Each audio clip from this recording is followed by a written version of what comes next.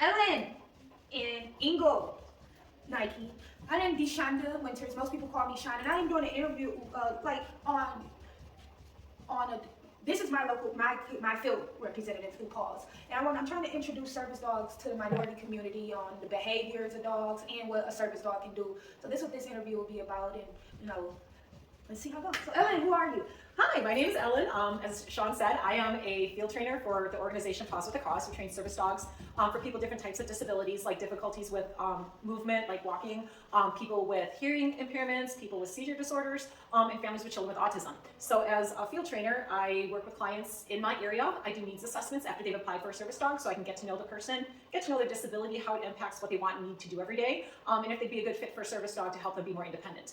Our dogs are trained at our headquarters in Wayland, Michigan, just outside of Grand Rapids. And then after the dogs are custom trained to do the exact tasks that the client needs to be more independent, I get to work with the client and teach them how to work with the dog. The dogs are trained, but we need to teach the dog how to work with that specific client, and the client needs to learn how to work with the dog too, at home, in the community, wherever it is that they live, work, and play. Yes. And I want you guys to know, so the taboo with, I feel my culture is, oh, the people gonna judge you, it's gonna be sick. I've made some mistakes while I've had Nike, and my field representative have been right there to, let me know, one Thanksgiving, remember I sent a message to you. I was hurt that I was by myself, and I fed myself with my dog, and learned the hard way. But my field representative didn't come after me oh, your dog is gonna get removed, because guess what I gave him? Of all things, I found out now your dog isn't supposed to eat cookie dough. And he threw it up. Yep. And me not knowing, I just was at home feeding them the cookies as I was eating them, and my field representative didn't come after me. Oh, your dog is being removed because you did this. I'm trying to get our people to know that it ain't just a very strict. There's rules and regulations. I have learned for a reason why, but it's not just straight on you. My dog, Ellen would tell my dog only thing he needs is dog food. Where he needs protein, so he needs hamburger meat. You know how we say? He says, I need more chicken. Yeah, and especially with Nike being part of the black culture now, he needs look, I buy dog seasoning salt for him. But my field representative, oh, she's not the one. Hey, Nike, back, good job. It's not my field representative pushing on me when some people thinking, oh, when you get your dog through a program, it's gonna be so strict and all that. It's not. So I got the questions to the groups, and we're just gonna go through them. Sounds good. You already said who you are. So who are you in it? What are you considered as in the dog field? Okay, great question. So like I said, I work with Paws, so I'm a field trainer, so I work with our clients. Through Paws, I also have the opportunity to be a foster puppy raiser. So I also raise foster puppies to become future assistance dogs. I also work with our prison partners program, which is where our dogs go after they've done their foster puppy program before they start their formal service dog training. People talk about that a little bit. In terms of my background with dogs, I've been working with dogs since I was really, really little. I did 4-H dog training. I worked at a kennel when I was in high school. So I did a lot of training when I was younger, but once I really started getting into assistance dogs, I realized that training has really changed back from when I was little. When I was little, it was all about you put a leash on your dog, you yank on their collar. Thankfully, training has evolved, and now we know it's a lot more. There's a lot better ways we can treat our canine co-partners. I took the test to become a certified professional dog trainer, knowledge assessed. So that involves having lots of time, hands-on training dogs, and then passing the written examination too. So something you can do that now. Is what required to be a legal dog trainer? Yeah, that's really interesting. There's no certification or test or anything that you need to take to call yourself a dog trainer. Anyone off the street can say, hey, I'm a dog trainer. So I really encourage people, if they're looking for help training their dog, that they really ask the person about their background and their experience, the types of dogs they've worked with, and what is their approach to dog training, so you can make sure it's something you're comfortable with and that they have the experience to really help you out. See, I didn't even know that. I didn't know that.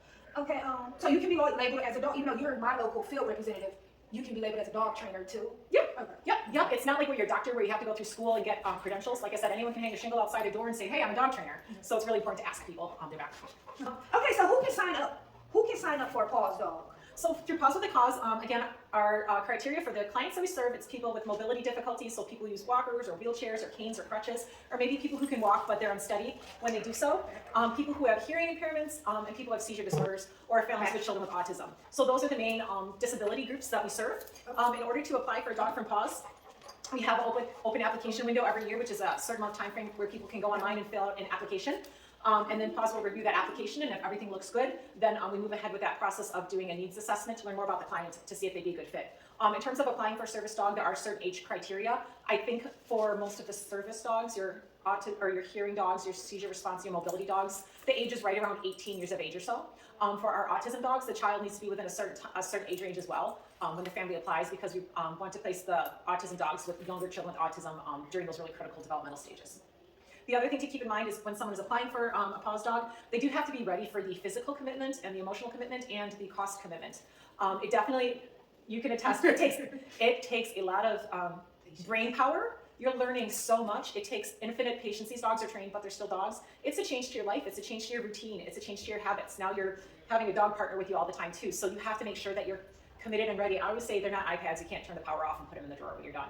And then the financial commitment. Our clients are responsible for the vet care, the food, toys and supplies. So clients have to make sure that they're up for that financial commitment as well. Yeah, and that's one thing we'll go, because a lot of people tend to ask, are our dogs funded? And I don't know if that has something to do with being a VA. If like you in a VA, like because I don't know if it's just a type of a myth we say that their dogs get. Yep. So the dogs are provided to clients free of charge. It can cost upwards of $30,000 to train and place a service dog. So the dogs are placed free of charge, but then clients need to be able to cover the cost after that. Now with the VA, like you said, for people who are veterans, the VA will pay for certain things like equipment for the dog, I believe, and then I think they will cover some expenses related to veterinary care. Yeah, because I got one friend, but she wasn't a VA. Hers was through the Blind Commission. Okay. And her program. There's some vouchers with dog food and all that, but I want you to know different programs are different, and then your VA status I know makes a difference with the keeping up with the cost of the dog. We get help, and that's what I want a lot of people to know. Where you are, most program, if you go through a program though, you're gonna be responsible for the dog's upkeep, and like Nike upkeep. I love my buddy, but it costs the upkeep. So that's even though our dogs are paid for, like with the training and all that. After that, when the dog is transferred, we'll talk about that, how the transfer of your name and all that go in responsibility. But okay. So since I've got Nike, my seizure response dog, I've learned different terms. So I still don't understand what's the difference between what's the label, why is it different labels versus a service dog versus assist, because we say service dog, yep. But I finally realized our vets actually say assistance dogs. Yep. So that's a question that took me a long time to figure out the terminology. So there's the terminology assistance dog is an umbrella term. It covers guide dogs for people with vision impairments. It covers hearing dogs for people with hearing impairments. It covers medical response dogs. And it covers those general assistance dogs for people with various types of disabilities. So an assistance dog is that whole umbrella term for all those different types of working dogs. So that's why our Paws patches say assistance dog, because we can use those patches for any of our working dogs that we train.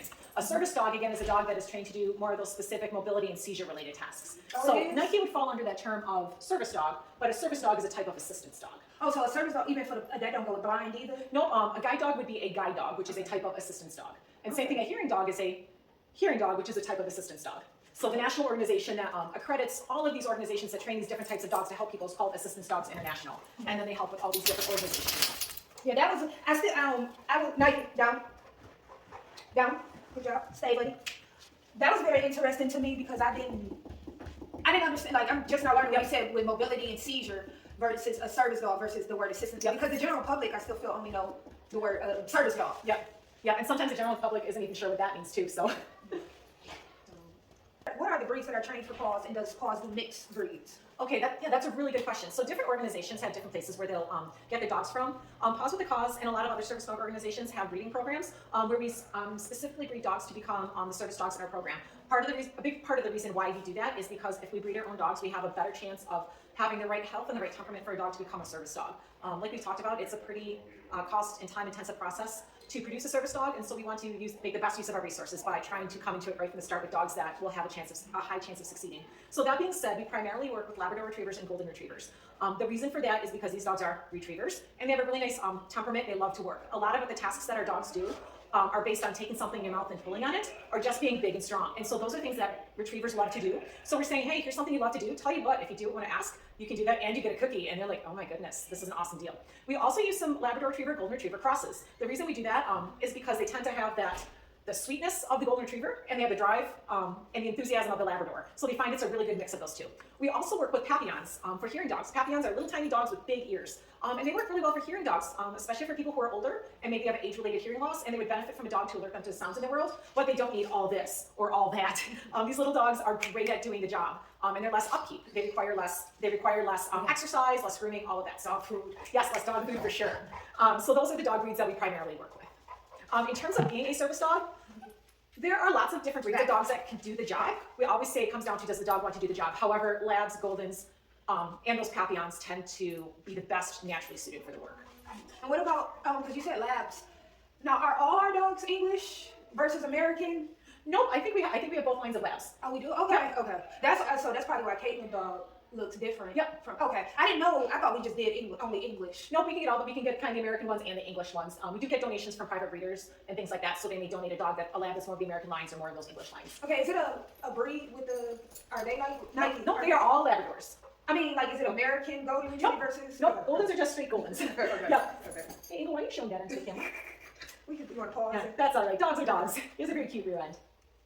Why don't Paws train our own dogs? Like, why we can't? This my buddy. Why you can't train him?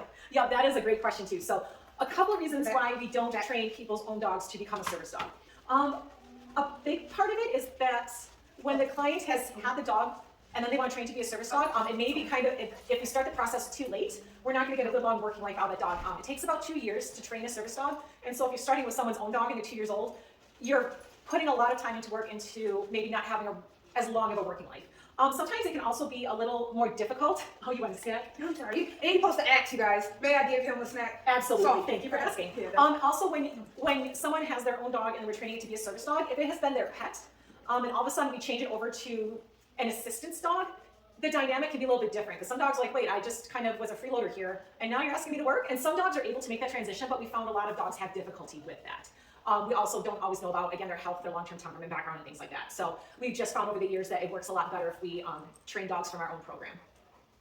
And what about, because we didn't speak about one breed we do, if you have, you only allow that breed if you have allergies. Oh my goodness, how did I forget to Yeah, like that is so, you over there, How did I forgot forget about to your mention breed. standard poodles? Because I am currently raising my second standard poodle foster puppy. I am so sorry, Axon. My puppy's behind the camera right now.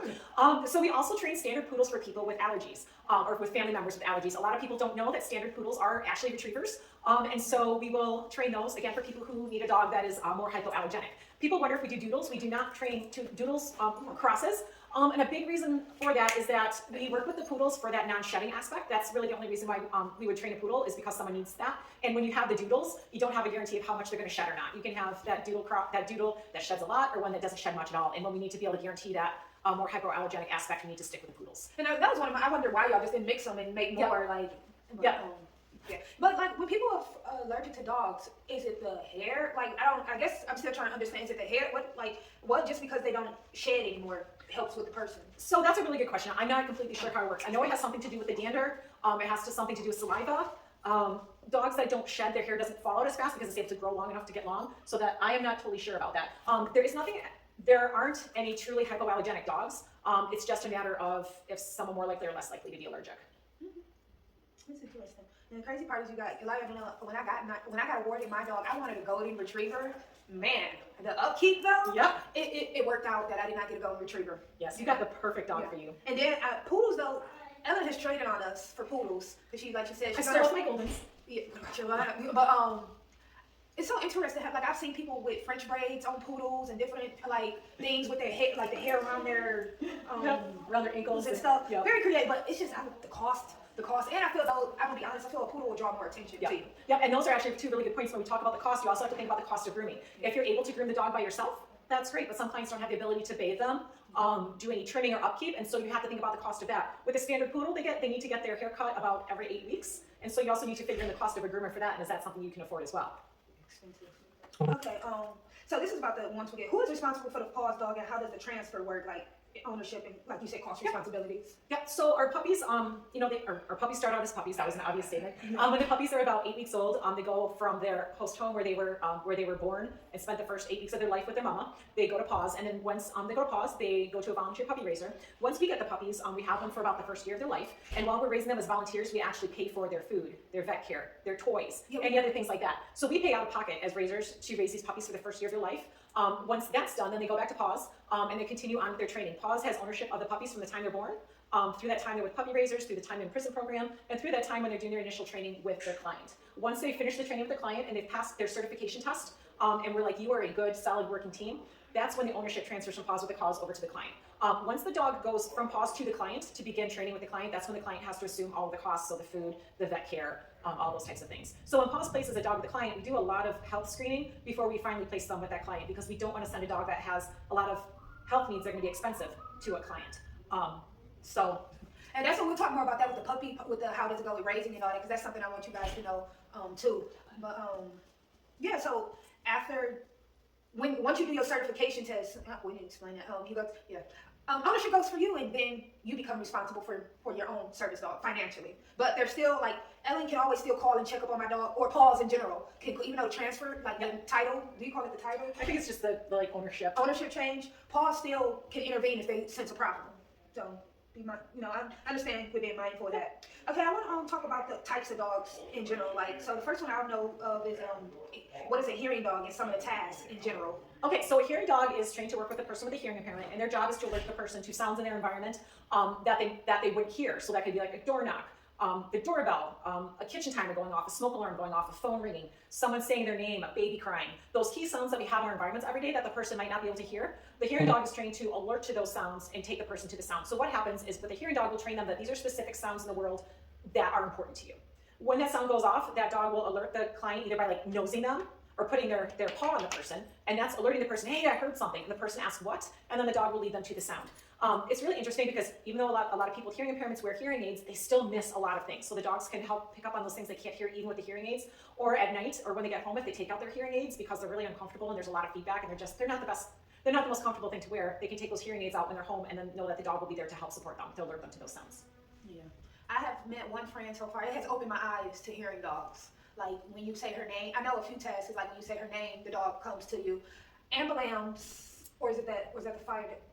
Is it the ambulance or the fire department? Or is that all in one? Yep. So the hearing dogs can also be trained to alert the client when they're driving. If there's a siren, like from an ambulance or a police car, the dog will like nudge the person on the shoulder, and so that will alert the person when they're driving that there's an emergency vehicle coming, and they should pull over. So that's something that's really good too. If you don't hear that when you're driving, that can cause some big issues with that. So hearing dogs can also be trained to respond to cues that are either verbal or cues that are done in sign language, depending on if the client is verbal and if they speak, or if they communicate primarily via sign language.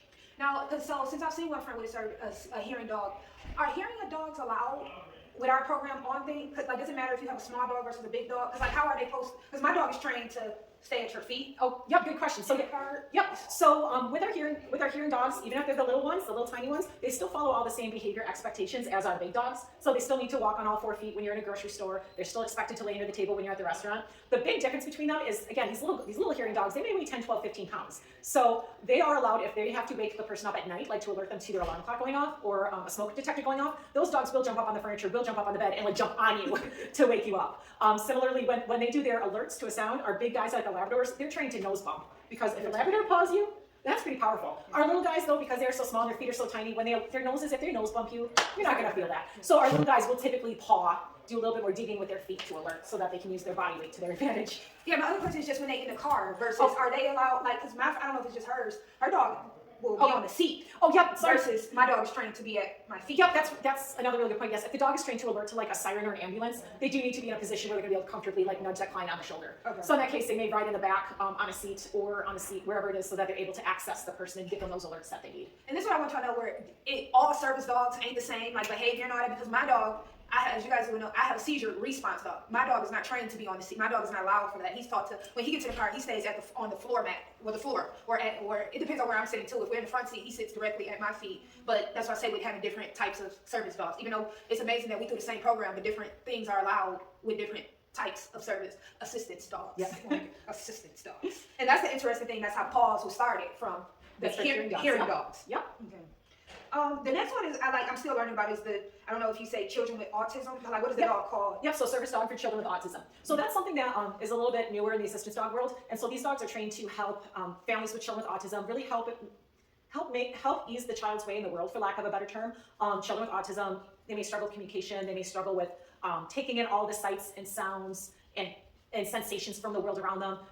Struggle with engaging in different activities like taking care of themselves. Being able to sleep at night, all sorts of things like that. And so the autism dogs are trained to help these kids be able to, again, engage a little bit more easily in their daily activities and just feel better. So these dogs can do a lot of different things. The dogs, when they go out in public, they go with a family member or an adult and the child. The adult is the one who's really in charge of the dog. You can't expect a child with autism to be able to keep a dog safe. So the dogs will have a harness with a handle different than the one that Nike has. But some children don't mind holding onto that handle. When they hold onto the handles to their dog, they're less likely to run off. Bolting is a big problem is a big concern. For children with autism, if they get overwhelmed, they may take off and run. And sometimes having a dog that they're holding that handle, they may stay focused on the dog and not run off. Some children who bolt will have a leash with a wrist cuff on it. And so if the child starts to run off, the dog is trained to stop. so that the child can't run off, and it gives the parents that split second to respond when we do that.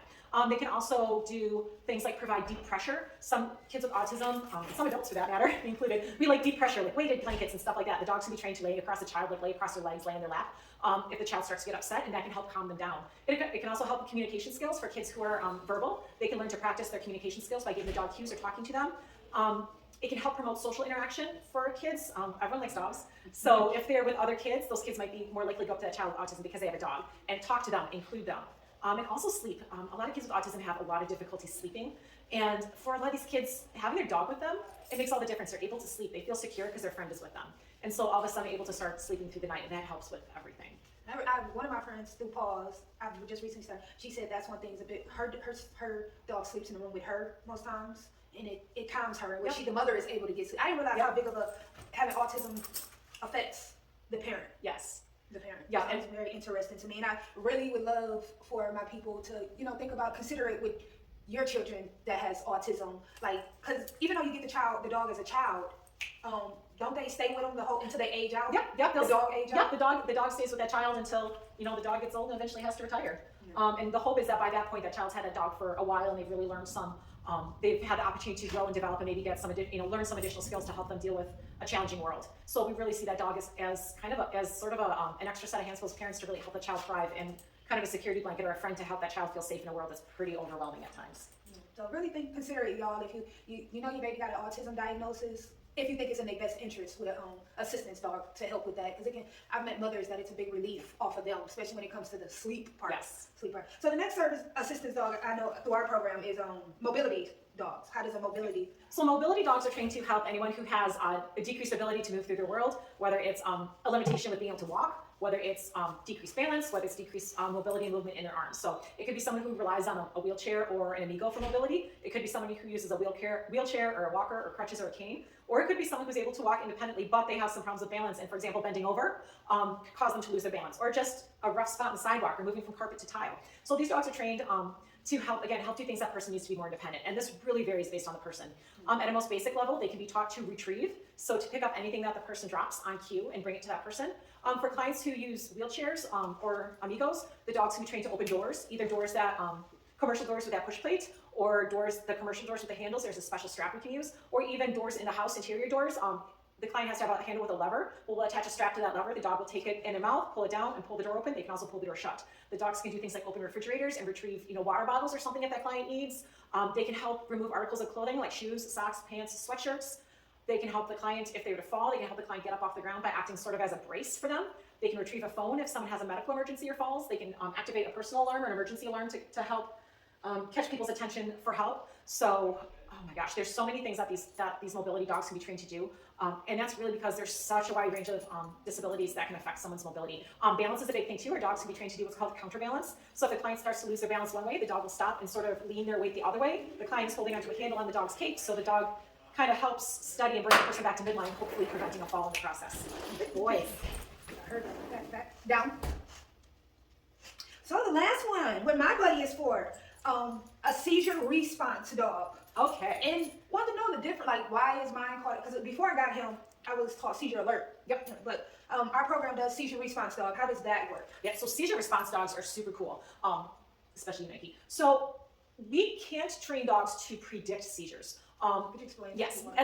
As human beings, we don't know exactly what it is that the dogs pick up on. It might be that before a person has a seizure, they have that aura, so maybe they give off a certain chemicals. There's a chemical change that the dog can detect. Maybe they can detect subtle changes in behavior, like before you have a seizure, your pinky starts twitching, and so they start to figure out, oh, that happens right before you have a seizure. So we have some sort of rough ideas about what the dogs might be picking up on, but we're not able to train for that. What we train the dogs to do is to respond after the fact, after that person has that seizure. And so again, that's really customized based on what the client needs. For a lot of clients, that maybe first involves a dog laying down next to the client and staying with them until they come out of that seizure.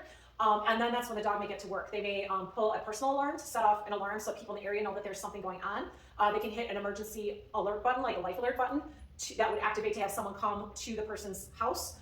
We can train them to retrieve medications like out of a pouch. We could train them to retrieve a water bottle out of a fridge. And they can also even be trained to again act as a brace to help that person be able to get up off the floor after that seizure. Some of the seizure response dogs are trained to not do any tasks until the person comes out of the seizure. Some dogs are trained like, hey, once the person hits the ground, you need to automatically hit the spot or automatically do this certain thing. Now, some of our seizure response dogs do develop the ability over time to predict when a seizure is going to happen. Again, we don't know what they're responding to, and we can't guarantee that the dog will do that, but that is something that does happen sometimes. And that's one thing I really wanted to explain to a lot of people where they be like, they always saying, can you train it for it, where the dog has to be able to pick up it on its own. But the seizure response dog, what is very interesting to me, so you guys know, I have a seizure response dog, but I've met other people with seizure response dog, like even just seeing it through Paws, like how one dog is trained to, I don't know if it's something on the dog where she lays on her client and something with the metal and all that. Like that is very interesting to me because my dog isn't trained for that. Mine is trained to pull my emergency cord when I have a seizure in public, and my dog has emergency instructions on him. And Nike stays next to me, but he's not on top of me at this point with a grab maul seizure. But that's one thing I wanted to talk to you about because my dog has been with me 3 years. Nike has picked up on different things. So the type of seizures that Paws generally trains for versus do not train for. So when we're looking at placing a dog with a person, you really want to make sure that this is a situation where the dog is going to help the client be safer and more independent in different aspects of their life. Amy, can you sit? Thank you, sit. Sit. He's like, oh, thank you. All right, he'll stay standing. That's all right, you'll figure it out. So our goal when we train our service dogs is to make sure that we are making best use of limited resources. There's so many people that want assistance dogs, and unfortunately there's a limited amount. So we want to make sure that we are making, that we are placing dogs with people who will truly benefit from them and be able to become more independent and safer in their daily lives because of it. I believe Paws is not placing dogs with clients with petit mal seizures. Yeah. That's what's interesting we're going to get to though. I think the main aspect is looking at the impact on the person's life and how the dog can impact that person. Petit mal seizures are definitely a concern. The grand mal seizures, I think it's just that we can train a dog to be more helpful. Yeah, and that's what I wanted to say. So my dog, even though like Paws does not generally train for petit mal seizure, my dog has picked up on it because he's been with me so long. So my field representative, we're actually going through training right now with Nike helping me and that's what I had to learn. Petit mal seizures are different for different people. My petit mal seizures, Nike has picked up on me screaming. On all my seizures, I go into an aura first. So my dog responds when I'm in the aura. So mine is, I'm very grateful that the program Nike is through is helping me with that because I scream so I can get him. Nike can respond to me when I go into the screaming rage. So mine has been actually taught right now, but this is not straight to Paul. It's through my field representative. Like she is doing the teaching with me. Mine has been taught to lay on my legs to keep me still so I won't be able to move. Because last time one of the times I went into petit mal seizure, I was moving. I was on my bike. I got the aura that I was going to go into a seizure, but I just got off the bike, hurry up. But I ended up moving around and I went into the ditch. So mine has been trained right now to lay on my legs to keep me still in a petit mal seizure. The next one with the seizure one, so we get the petit mal. Yeah. Certification. How does certification work with us? Okay, so that's another really cool question. So to be considered a service dog, there's no formal certification that they have to pass. There's no formal documentation they have to have. The thing that makes a dog an assistance dog is the fact that they are trained to do specific tasks or skills to help the person be more independent. People can get dogs through programs, or they can self-train their own dogs as well. That's something that both of those options are acceptable as long as the dog does tasks to help reduce the effects of a person's disability. A lot of organizations we do certification tests so that we can verify for ourselves that this client and this dog are safe and effective as a team. That's part of the requirements for accreditation through Assistance Dogs International is you have to certify your dogs. So for that certification process, after we finish the initial training with the client and the dog, and that takes anywhere from 4 to 6 months. Unless COVID was here. Yes, unless COVID was here. And depending upon how complex the tasks are that the dog has to do and things like that. Once we've done all of our training at home and in public and we're like, this team seems like they're good, solid, and safe, we do a certification test. And that's where we film the dog doing all of its basic obedience and tasks at home, all of its basic obedience and tasks in a public place like a grocery store, and then going to a restaurant and being able to behave appropriately while we're eating a meal at a restaurant. Once they pass, when they're able to demonstrate they can do all those skills safely and effectively on that certification test, we say they're certified. But again, that certification isn't required for the dog to be a service dog. We use it as quality control for us to make sure we feel confident in that team. And then we go back and recertify. Is it every 2 years or every 3 years? Every 2 years. Every 2 years we go back and do what's called a recertification, which is where the team does that same test again. And it's a way for us to follow up and monitor our teams, make sure that they're still healthy, happy, and safe. If there's tasks that have gotten rusty, we can go back and help do some retraining. Or if the client's needs have changed over time, their condition has progressed, or they're just like, hey, I'm in a new environment or a new place, and this is a skill I really need my dog to do, then we can go back and train the dog to do those new skills at that time as well.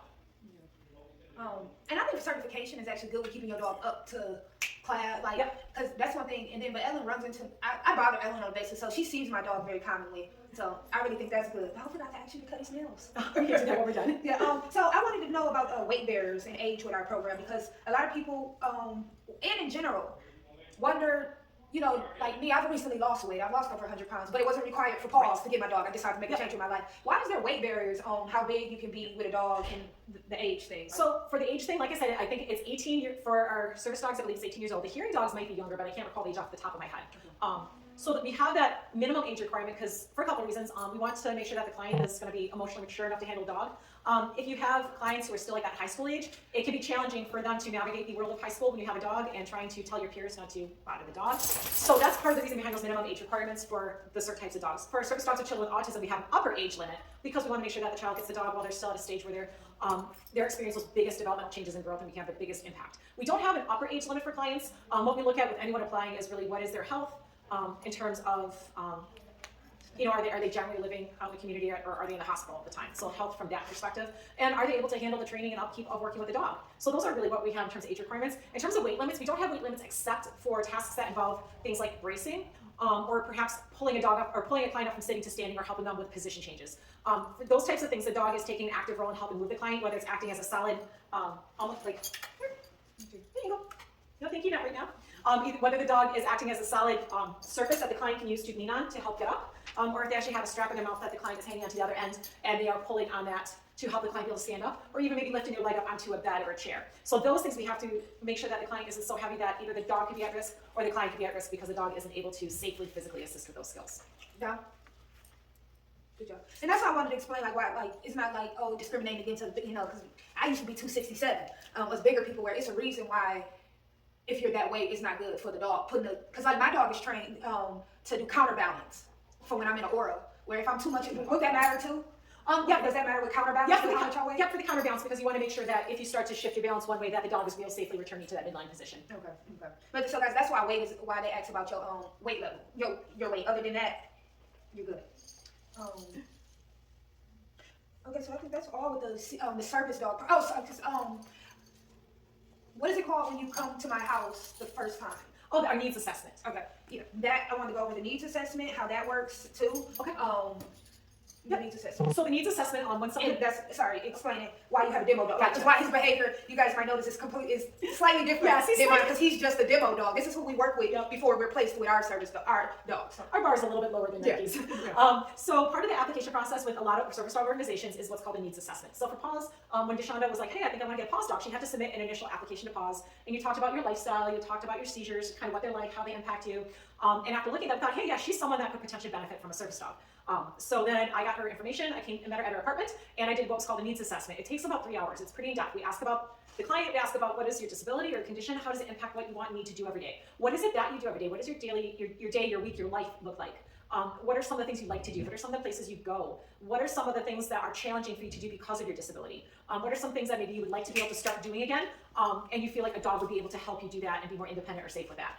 So we do all of that information. We film their house in the living environment so you can see what that looks like. And then we do a little bit of having the client actually work with what's called a demonstration dog. So Ingle is my demonstration dog. He's about 9 years old. He's a golden retriever. That's what I wanted at first, you guys. But everybody wants Ingle. He's an old man. He knows he knows everyone thinks he's gorgeous. So, but what a demo dog is he works with me. He is not an assistance dog because I'm not a person with a disability. But he is trained to do lots of different types of service dog tasks. And so as part of that needs assessment, Deshonda actually worked with Ingle a little bit. I had her practice giving him some basic obedience cues. We went for a walk. She had to follow some written instructions and ask Ingle to do those things so that we could kind of see how she would follow directions. The purpose of having her work with the dog wasn't a pass-fail, like, oh, can you make my dog work for you, and if he doesn't work for you, you fail. It gives us information about how well does a person follow instructions, because that's a really important part of the process. It gives us information about their handling skills. How do they react? How are they able to use their tone of voice to reinforce or redirect a dog? How well are they able to give treats? Again, how do they respond if a dog doesn't follow through in a cue right away? And just what is their physical movement like? Because those are all things that we take into consideration when we're training a dog. When we place a dog with a client, we match them based on on the client's lifestyle, their environment, their personality, what it is they need a dog to do. For example, Ingle is a giant couch potato. I adore him, but his idea of a good day is sleeping and eating some Cheetos. Wouldn't work out. No, he would be a terrible match for Deshonda. Nike's idea of a fun job is leaving the apartment and getting out and doing stuff. And so that makes him a great match for her. So based on the information we get from that interview, learning about the client, their lifestyle, looking at how they interact with the dog, our trainers are able to make decisions about would this client be a good fit for a dog, and then if so, now we have to find the dog with the right personality, the right fit for the job, and then train that client to, or train the dog to meet that client's specific needs. Just like people have their own abilities and own things they're good at, dogs have the same thing. Nike is really good at doing things with his mouth and his feet. He's also really good at watching you and staying with you all the time, and those are things that make him a great seizure response dog. And then that's the thing with I feel like that's very important to include your lifestyle, because like I said, at first I wanted to go to retriever. I wanted it best. But now, because like grooming, we are responsible for grooming. Some people through our program send their dogs to the groomer. Me, I budget, so I groom Nike. But I had to learn the hard way. Because like that's what I said when my field representative wasn't like aggressive and mean to, like I had to learn the hard way what happens when you don't brush your dog. I was not taught, Black society didn't teach me to brush my dog. I wasn't, and then our last dog was an American Lab, and I feel it's a difference in the hair and all that. Yeah. I was not raised to brush a dog, so my apartment just kept filling up with hair. And I just felt like I was one of those people with a cat. And I had to learn the hard way why I need to brush my dog. But that's what happened. My field representative one judgmental, like, I had to learn what happens when you don't. Yep. Because I wasn't raised to brush a dog weekly, let alone 2 or 3, 4 times a week, even with a lab. Because I wasn't used to, our last lab, my parents had an American Lab. I just don't remember as much hair coming off of them. And I don't know if it's because they got wood floors and I just don't see the hair, versus I have carpet. And then I had a very light living room set. And that was crazy that I chose that of all things, right? The month before I got awarded my service dog. But grooming is important, but to save money, like I said, I do it myself. I groom Nike myself. Also, one of the things I wanted, because a lot of people ask for protection. Why you can't have a protection service dog? Why can't a dog be taught to? Because that's one thing when I first went into looking for service dog, I wanted a dog that can help protect me when I'm in a seizure. Why can't a dog be taught to protect, like with us in the service dog industry, industry? Like why it can't bite just in case somebody. Yep, and the reason why we don't do any kind of protection training for service dogs is because when you consider everything that they do, where they are, where they go, and we need to make sure they're safe. So when you're out in the world, someone might, a kid can sneak up behind you, or you may not know someone coming behind you. When you're in a store or a restaurant, out on a walking trail, you can't have a dog that their first response is going to be to bite, to protect you. And even more importantly, when we consider people like who have seizures, or people who have conditions where they may, get very ill and they need to call 911. Or emergency workers to come into their house to help them out. If Nike was trained to protect and bite, when you were having a seizure and you're non-responsive, if someone were to come up to you, they wouldn't be able to help you because Nike would be like, you're not touching her. So we really need to make sure that our dogs are very confident and very trusting of people. Nike knows that when you're having a seizure, his job is to stay by you, but he is also confident enough and comfortable enough that he would let someone come help you if needed. Because that was a big thing. At first I wanted a dog to protect me when I had a seizure, but my last dog, he was just my pet, my little chow chow. But I remember I went into a seizure around him once, and he just did repetitive growling and all that, and the ambulance couldn't come up. So that's what changed my viewpoint. Where I still would love to be protected, but the person got to be able to come up, be able to touch me, and do the blood pressure and the heart rate and all that type of stuff. And with a temperament, with a protecting dog, that's not going to happen. And like even mobility, if a person go down, if that dog was taught protection, wouldn't nobody be able to come help it up? Help that person up. So that's why I wanted to. But what about federally? How protection, security? They're not allowed. Yeah, under the Americans with Disabilities Act, you're not allowed to have a service dog that is trained in protection work, I believe. Or there's some aspect of the laws that say that the dog cannot be trained in detection work. Okay, this one thing I'm still learning about the separation of religion, federal, and something with Indian preserve. Yeah, so the Americans with Disabilities Act, it's a national law, it's a federal law, and it provides public access rights to people with service dogs. Under the ADA, businesses are required to allow you to come with your service dog. The only questions they're allowed to ask is this a service dog, and what tasks is it trained to do? They can't ask you what your disability is, they can't ask you to have your dog demonstrate what they do, they can't ask you to provide any type of documentation. So for the most part, individuals with task-trained assistance dogs can take those dogs anywhere. There are some exceptions, and I'm not 100% sure on all the exceptions, but one of them is like sterile areas in medical facilities, so like if they're doing surgery, the dog can't go in there. I believe religious establishments, I'm not sure if it has to do with if it's just religious establishment or if it's the size, but there are situations where religious organizations like churches can deny access, and then there are situations related to Native American tribal lands, like casinos, where they have the right to deny access to a person with a service dog. But things like I have allergies, that does not give them the right to deny you access. If you go into a restaurant, they're not allowed to place you separately from everyone else. Like, oh, here's the main dining room, we're gonna put you in the side room because ew. They're not allowed, if you go to a hotel, they're not allowed to charge you a pet fee.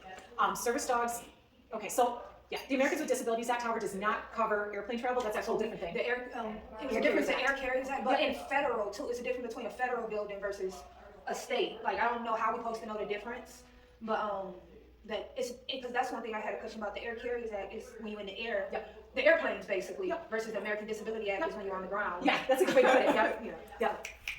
But there's a separate in church. That's why I had to learn the hard way that churches have the right to deny you. You do not have the American Disability Act at places of religion, no matter what. um, what about rank though? Like, how does that go with? Because I know if it's four or more units, Okay. it's the American Disability Act. But like, far as what you said with fee. Yep. So again, with certain types of housing, like you said, 4 units or more, there are laws, and I don't think it's Americans with Disabilities Act. I think it's a different housing act. Yeah. Yep. There's a housing act that also again says that if you have a service dog or an assistance dog, that they have to allow the dog in with you, and they can't charge those pet fees. That is again limited to, like, I think it's federally subsidized housing it covers, and again housing with a certain number of units. So it can get a little bit complicated with laws and service dog access depending on where you are and what the situation is. The Americans with Disabilities Act covers a lot of things, but again, like you said, when you're in the air, the ADA doesn't cover you, and that goes down the Air Carriers Act, and then there's also housing acts that help provide protection for assistance dog partnerships who want to live in certain types of subsidized housing. Okay, and then the wait list, like, so a lot of people don't understand. You don't like. I think I did kind of good compared to a few other people that was on the wait list. I was on the wait list 2.5 years. And now I understand why. For one, how many? Because I don't understand either. How do you choose who? Because there's so many people that meet the qualifications, but versus who is awarded, and why the wait list, the time frame that you're going to be on it. Yep. Yeah. So there's so many people, with disabilities, and people are becoming more aware of the ways that dogs can help people with disabilities to live safer, more independent lives. So the number of people requesting service dogs every year from all different assistance dog training organizations continues to go up every year. Unfortunately, that's increasing way faster than we are able to train and provide assistance dogs. So every organization is different. With Paws with a Cause, we have that open enrollment, and people do an initial application, and that's kind of our first screen to look at. Yep, would this person potentially be a good fit? Do they kind of meet our basic criteria? And then once they've screened that down, then they do those needs assessments, and then based on that, they make decisions really about who would be able to benefit, who are the people that we're going to be able to serve to help meet the greatest need, I guess, for lack of a better term. I'm not totally sure what that screening process is. I do know that we try to ensure that people who are on the wait list, that they would get a dog within like 1 to 2 years. So that requires some really careful screening. For example, for our last round of open enrollment applications, we only accepted applicants for hearing dogs because there's a long backlist for the autism dogs and the seizure response and the mobility dogs. So we knew the only area that we could really take applications for this year was for the hearing dogs. So that's kind of how Paws tries to regulate it. But again, it's people can also pay out of pocket private trainers and stuff to train service dogs. So that's an option where maybe you'll get it faster, but then again, you're looking at a pretty hefty payout from your pocket to be able to get a dog. Organizations are really trying to train more service dogs for people, but it's expensive.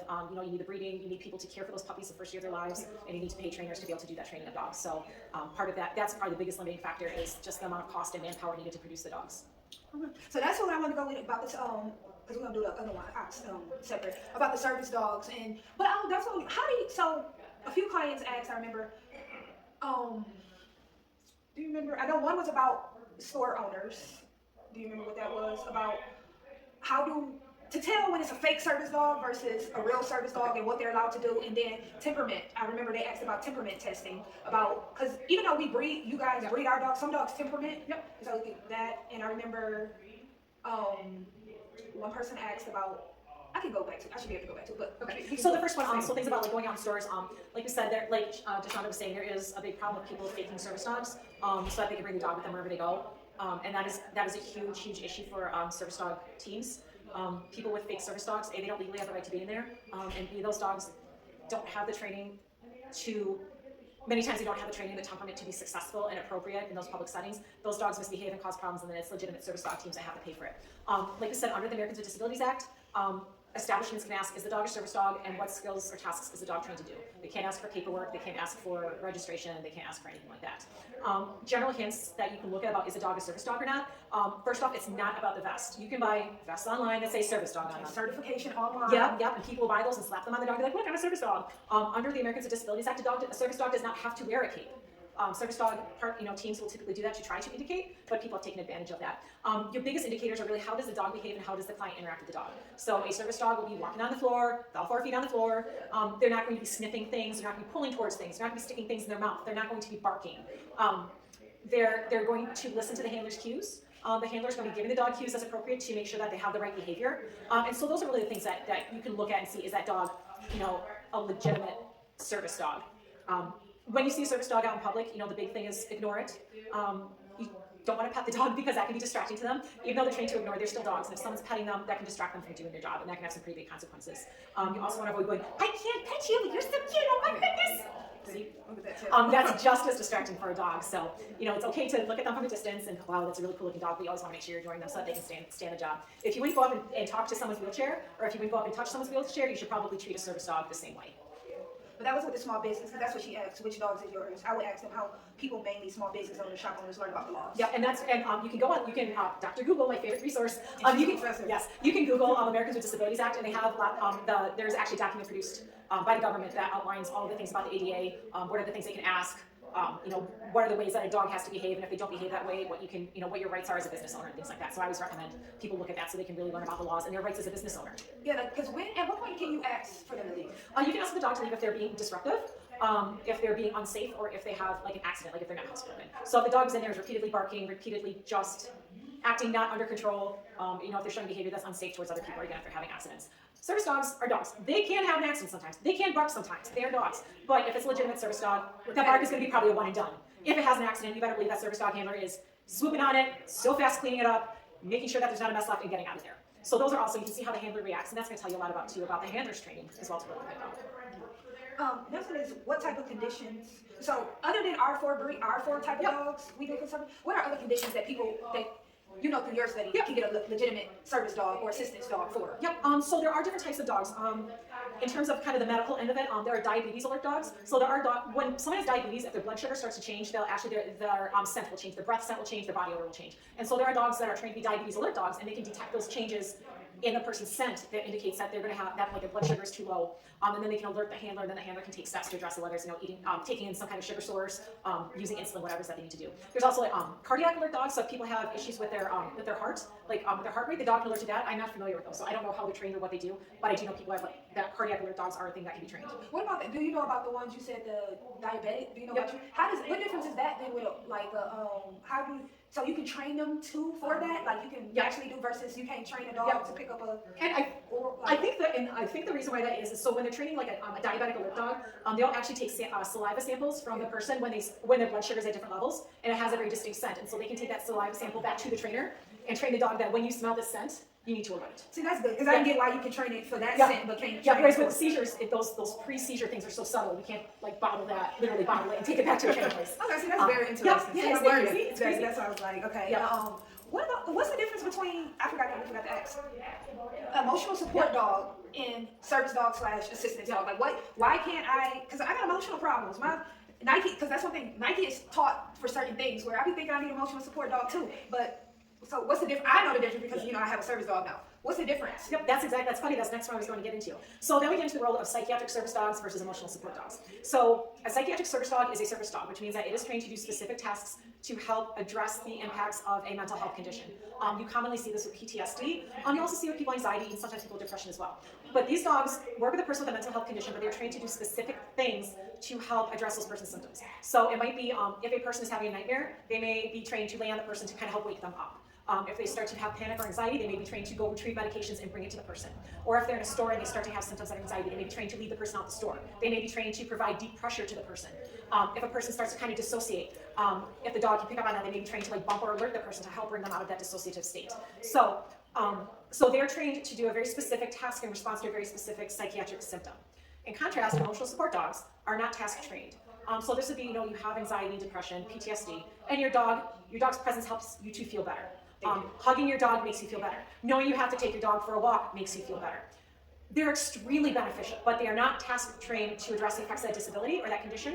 So they're not service dogs, and because they're not service dogs, they don't have public access rights. So that's the key difference with a lot of people go, I have depression, I have anxiety, my dog makes me feel better, it's my service dog. Unless the dog is trained to specifically do something in response to your symptoms of anxiety or depression or PTSD, it's an emotional support animal, which is fabulous, but it's not a service dog, it doesn't have those public access rights. And again, that's really important, not only it's important from the perspective of the training and making sure that the public is safe, because we have to make sure that the dog knows how to respond appropriately to public situations. We also have to think of the safety and the comfort of our canine friends. If a dog doesn't have the personality to be able to handle going out, you and Nike have gone to some interesting places, including a concert a couple weeks ago.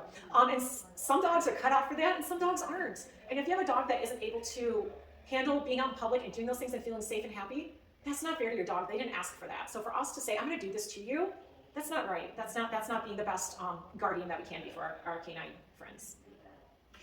Yeah, and that's what. I think it asks about temperament too. Yeah, one person she did. I'm just wondering, how can you go about? Cause so this is about cost. Is there any way you can go about getting one low cost? Yep. So that's so in terms of cost for service dogs, like we've talked about, there's a lot of organizations that do provide the dogs free of charge. There's also organizations that may charge a nominal fee or up to the full cost of the dog. There are quite a few nonprofit service dog training programs. I believe to be an accredited member of Assistance Dogs International, it has to be a nonprofit, which would mean that the dogs are low cost or no cost. So if someone is looking for a resource for a reputable resource for an assistance dog and not having to pay, exorbitant out-of-pocket cost, your first choice would be to go to the website for Assistance Dogs International, and they have like a tab on there where like, I want a dog, and you click on that, and it has lists of programs by state. What does a person who wants a service dog have to go through? I know there's intense training involved. Like that's basically when they're placed with us. Yep. So again, it's going to differ by organization. Some organizations, once the dog has been trained, the client will actually travel to that organization and stay there for maybe 2-3 weeks and actually get training on site, and then they come back home. With Paws with the Cause, we use a community-based training model. So once our clients have their dogs, we have a field trainer who lives in that client's area, work with the client and to teach them how to work together effectively as a team. So when a dog is first placed, if it's not in the COVID times, we do in-home visits with the client and the dog. During those first couple of weeks, it's 2 to 3 visits a week. Each training session is probably about an hour and a half. And we're just working on teaching them about the dogs, teaching them about dog care, teaching them about management, teaching them about how to start doing the basics with that dog and build that relationship. As they start to get more secure as a team, our training sessions maybe go down to once a week, and we keep working on working on tasks in the home. The client has homework that they have to work on, like here's your training homework, in addition to the responsibilities of giving the dog exercise, making sure that the dog gets groomed, making sure that the dog is cared for appropriately, food and water. As they start to get a solid foundation of working at home, then we start to add public access training where we go out in the community to stores. If the person's a student, we might go to their school. If they're employed, we might go to their workplace and teach them how to start working successfully in those environments. After a while, our visits go down to every other week, then maybe every 3rd week. After a minimum of 4 months, once we're like, this client team is working pretty good, they get it, they know how to problem solve, we do what's called a 30-day wait where we have no contact with the client. Once that's up, then we do that formal certification test. So I think you can talk about it's a lifestyle change. Yeah. We already went through like the major differences between service dog and emotional support, behavior, training, task. Yes. Emotional support dog has no task, their presence does it. A service dog or assistance dog is trained to do particular tasks for your disability. And one of the big things where that comes in now too is with the recent changes in the Air Carrier Act. Before those changes in the Air Carrier Act, emotional support animals were allowed to fly in the cabin of planes. After changing that law, emotional support animals are no longer allowed to fly in the cabin of a plane, unless they're like little dogs, then they just fly as a pet. So the airlines have also been a lot more stringent about their guidelines because a lot of people were lying and saying their dog was a service dog or an emotional support dog because they didn't want the dog to fly, under the plane, or they didn't want to pay. Yeah, they didn't want to pay. So that's why we can't have nice things. Can any dog be a service dog with training? Any breed? Any breed of dog can be a service dog as long as they have the skills and the drive and the temperament to do the work. Like we talked about before, there are some breeds that are a little bit more predisposed to having the right temperament and the right skill set to be a service dog. Your labs, your goldens, some of your standard poodles. But yes, there is a potential really for any breed of dog to be able to be a service dog with the right background, temperament, and training. Yes. So you can have any breed. Yep. Oh, it is? Good, but like, what about this? Like, even though we don't like certain people, don't like I feel get discriminated against certain breeds. Can an apartment complex, because mine is a pit bull, deny it access, deny it being a service dog at the place? So I believe that I think that has to be handled like on a case-by-case basis. There are some states or some locations that have the breed-specific bans, and honestly, I don't think there's any cut and dry answer about if you could be banned because you had a certain breed as your service dog. And I was wondering about insurance. How does that, because I know you're responsible, you pay for insurance. Yeah. How does that go if you have even though it's a service dog, like it can be a real service dog, if your insurance doesn't cover it, is it any going around that? Yeah, those are really specific questions. So those are ones that if you were considering getting a service dog and you had a great pit bull or you had a great one of those bully breeds that tend to be under the bans, that's where you would really want to do your homework. And your complex may not know, or your housing complex may just tell you no because they don't know the rules. So doing some digging on the internet, reaching out to people who might know this stuff. There's a lot of resources online, and doing your homework beforehand because, like I said, I think a lot of times it's a case-by-case basis. The other thing to think about breeds too is that you touched on this before. Out of country. Yep. And when you want to go, when you go out with your service dog, it's not like you want to be a circus in the center of attention. You want to go get your milk and your bread and get home. Dogs like labs, like goldens, they're beautiful.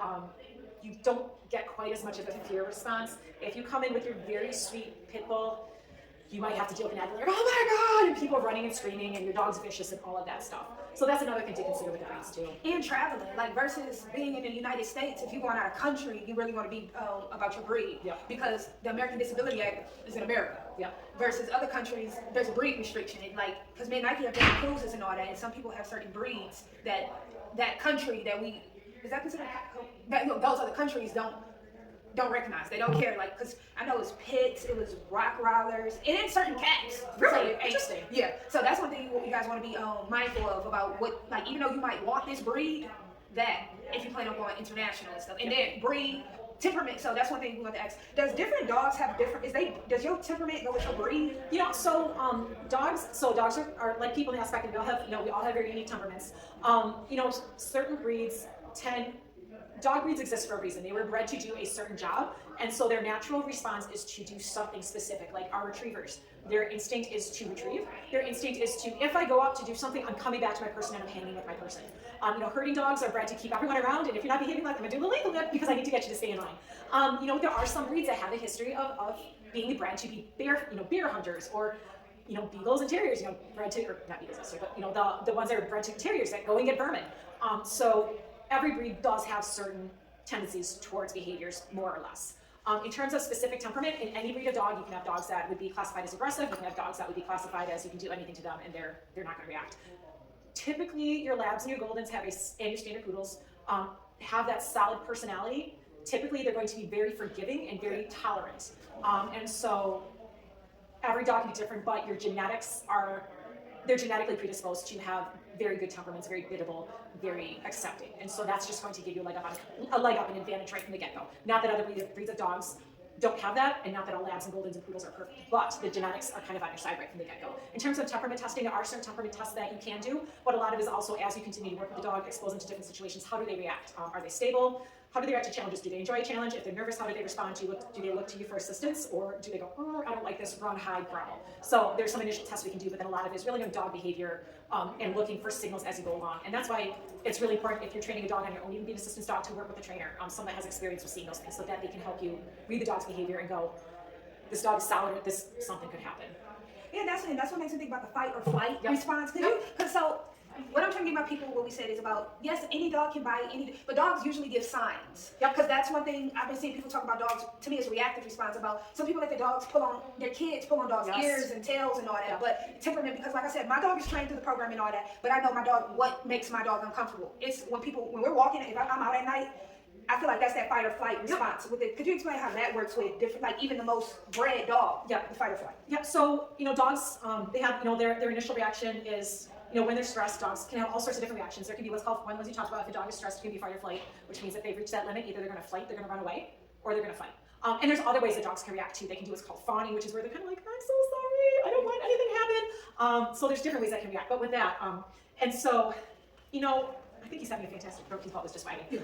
So ideally, we want a dog that is not going to fight. But more importantly than that, like you said, as a responsible dog owner, guardian, you need to be watching out for your dog. It's not, people think my dog shouldn't bite no matter what. But you also can't put them in a situation where where adults or kids are allowed to do anything and everything to that dog until they reach their breaking point. So it's really important, or it's really useful to learn dog body language. To go, okay, my dog doesn't like this. Look at their ears, look at their eyes, look at their face. But also, just as importantly, even if you're not good at reading dog body language, think about what's fair to your dog. Is it fair to your dog to have a kid grabbing their ears and pulling their ears, sticking their fingers in their ears, pulling their tail, sitting on them, all sorts of things like that. So even if you can't read body language, we have to be a responsible advocate for our dog, because our goals for our dogs to never get to the point where they have to choose fight or flight. Our goal is to help our dog, protect our dogs so that they can just be dogs and you don't have to worry about how they will react.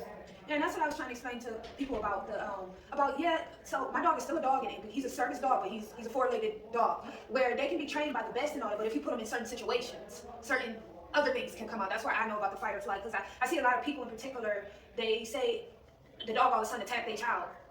What caused it? Yeah. Like, that's what you have to think about, like, because in the Black society, I know we're taught dog food is their domain and all that, and it's amazing with Nike. I can come up to Nike and take his food from him.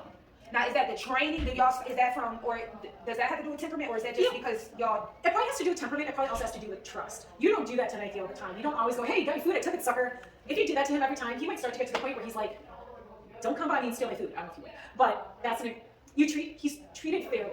You know what his signals are. Like you said, a dog doesn't just bite someone out of the blue. They throw out warning signals, whether it's body language, whether it's growls. And what do we do when a dog growls? We yell at him.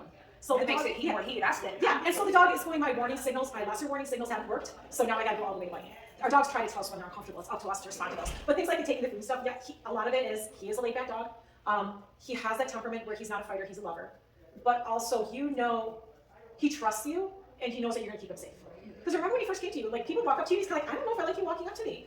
But he did a lot of training, he learned that people coming up to you are safe, you will keep him safe, and he can trust you that you will have his back. And I think that's more than anything else. He has a good behavior foundation, he's one of the goodest boys. And I had to learn that. Yes. Like, did you tell him brushing his teeth? Yep. That was a no-no for me. Yep. Like, I did not want to put my hand Yep. in his mouth because I thought he's a dog. He might bite me. Yep. I had to. Yep. I had to learn. Like that. Yep. So you both learn together. He learned to trust you that you will keep him safe. Yeah. You learn to trust him that he is not going to do anything to harm you intentionally. Yeah. But yeah, it took a lot of training, a lot of learning, and just a lot of time. Like, and then like when I first got Nike, I stepped on Nike's foot my first day, and I see, look, Nike didn't know me. Yep. He did like he didn't, but he like. And I was, I was scared. Like, okay, does that mean he biting me? Guess what? I've stepped on Nike a lot of times since then, and now he's cool with it. He'll yell like, to let me know. Yep. He's gotten much better with it. And we've bonded. But I've been with him 3 years, but I'm really trying to get people to know, like, it's a cause and effect type of thing when dogs are usually when these dogs are having these, and how you raise them and train. That's why the training is so important from day one. Yeah, training the dog and training the person, because we have to learn all of those cues that our dogs are giving us to tell us that they don't feel comfortable, and then we have to figure out how to help fix that situation. So one lady, ma'am, she asked. So we did breed, we did temperament. We said different tasks like dogs are trained for food. So our program. That's why I say when people just be thinking it's so strict and all that. So my dog doesn't eat pedigree or El Paso. I think it's. So that our program, most programs are not going to want you to give your dog the cheapest dog food. I've learned it's for a reason, what's in it and all that. And like even though my dog through the program, I make the decisions with my dog. Like I told you guys, my dog eats. I buy my dog hamburger meat. My field representative is like he would live off of dog food, but it's meat. Like I don't want you guys to think it's so strict. I buy Nike dog seasoning salt. Y'all know Nike gotta have some Lawry's, and since he can't have human Lawry's, I bought him dog Lawry's. You know what? And that's awesome. Yeah, because look, to me he's black. He needs some seasoning salt. He's part of the black community where a lot of people think it's so strict. Like, oh, they're gonna do this, they're gonna do that. Where no, you can't have your dog on the cheap. They will prefer you not to have your dog on the cheapest dog food. Yep, we like to have the dogs on a mid-range. It doesn't have to be super expensive, but we don't want the dirt cheap. We want it to be a good, healthy diet because these dogs need to be as healthy as possible to have the longest working lifespan possible. So we do provide some guidance to clients about the type of food they can eat, that the dogs can be fed. If just as importantly, if not more so, we are really picky about the dog's weight. A dog that is overweight, it is going to severely limit their working lifespan. It affects their joints, it affects their organs, all of that stuff, just like people. It's also really bad for dogs, and most Labradors won't turn down a meal.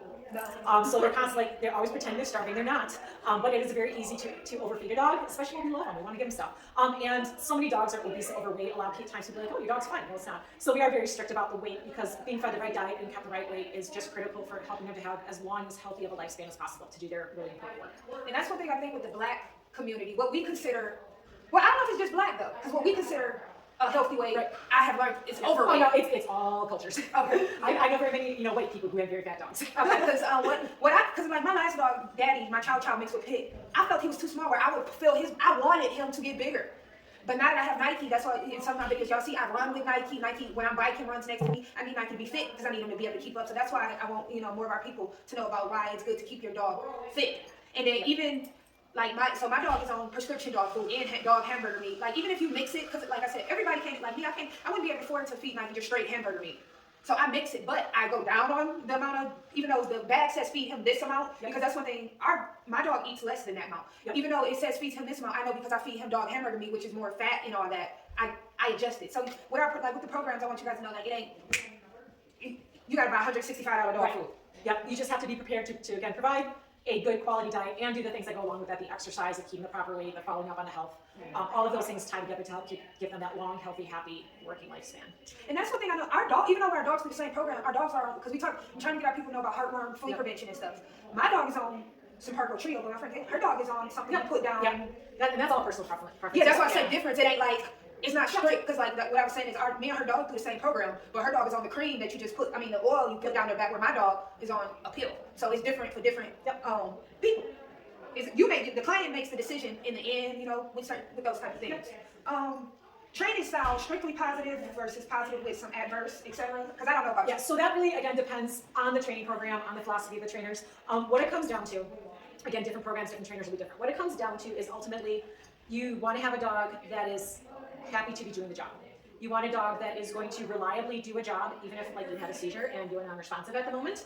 And you need to have a dog that is going to respond to a cue, even though a person has very limited mobility. So it's not like they can correct or redirect the dog. So positive reinforcement training is critical not only for service dogs but really for any dog. The research has consistently shown that positive reinforcement training results in happier dogs that learn their skills faster and more reliably. So if you decide an assistance dog is a good fit for you, you can talk to the programmer, talk to the trainer, find out what they use for training, what tools they use for training, and see if you're comfortable with it. Now that being said, Assistance Dogs International, which is the accrediting organization, there's certain types of tools and training devices that you cannot use as a training organization, so there are some guidelines with that. So that's really something, I know it's a super vague answer, but there's so many differences with dog training, but you do have to think about what is going to get you the most reliable, happy working dog. So now we're just gonna hit, before we pause. I'm gonna hit on the misconceptions of the Black community. Okay. Okay. So I know, so the mouth, like my buddy, I can touch his mouth. Jeez. I can do those type of things with, like, because I know we're taught to never touch a dog's mouth. That's where I don't know if that can do with the temperament or the attitude with that part. Yeah, you don't want to go up to a random dog and stick your hands in the mouth. But yeah, like you said, since he's mine, he has a temperament, he has a training, he has a trust. Yeah. And then Big stretch. I wanted to ask you about the heats and all that with dogs versus shave, because I've been seeing a lot of people talking about shaving dogs. Yep. So in general, there are some breeds that are designed to be clipped, like poodles. But your dogs, like your Labradors and your Goldens, you don't want to shave their coats like in the summer. The way that the coat is, that these longer guard hairs on the outside, they're waterproof, so they protect the dog from getting soaked. And so the dog is able to stay dry. It helps to regulate the dog's core temperature. Yep, thank you. And so it helps to regulate the dog's core temperature and that moisture. When you shave, like a Golden Retriever, for example, that downy inner coat, it grows back faster than the outer coat. So then that softer inner layer, it takes on water and absorbs it. And so then the dog is like walking around in a big old wet little sweater because they don't have this outer layer to help protect them from getting wet. This outer layer, I think it also kind of helps, it takes in air almost, or it kind of helps make that layer where the air can get in to circulate, which also helps with temperature regulation too. And the labs have similar properties with their coats as well. So even when it's hot, you're better off not getting your dog shaved down. Again, there are definitely breeds where you do shave them down, like the poodles, but it's really worth learning about your dog's coat and how it functions, and don't just go in there and shave them down unless there's a really good reason to. What about the winter? Because you know me, I wanted my dog to have a coat, a snowsuit, and only thing she told me my dog needed shoes. Yeah, bless your heart. So yeah, for the most part, your Labradors, your Goldens, they don't really need coats. They have the coat that's built for that outside, and by the time they get cold enough where they need a coat, you're gonna be freezing your butt off. There are certain breeds, there are certain breeds, like maybe your little dogs, or maybe even a poodle. What about pit? A pit bull maybe, because they don't have that big thick coat, so that could be something, maybe like a shaved down poodle, something like that. In terms of the boots, doggy boots can be helpful, especially if you're walking somewhere where there's like a lot of road salt, or if they're gonna be more likely to get the little the snowballs, ice balls built up in the pads. One of the things you want to think about though before doing the hoodies or even a coat is make sure your dog is comfortable with wearing it, and taking the time to get him used to it. Nike was not on team boots when he started, but Deshaunda was really careful about introducing him to them slowly, not pushing him too hard too fast, trying to make it a positive experience, and he got used to it. Eagle would probably be okay if I asked him to wear a coat. He'd be like, really though, this is dumb. And honestly, by the time he gets cold, I'm frozen. So. And see, that's the thing though. With my dog, he does like. That's what I say with program.